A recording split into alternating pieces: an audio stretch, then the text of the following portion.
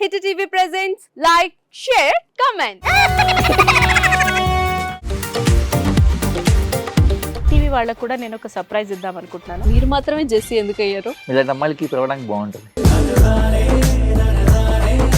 చందు సాయికి like you and have a జనాలకి ఒక పేరు నచ్చిందంటే దీనికి ఒక ప్రాసెస్ ఉంటుంది.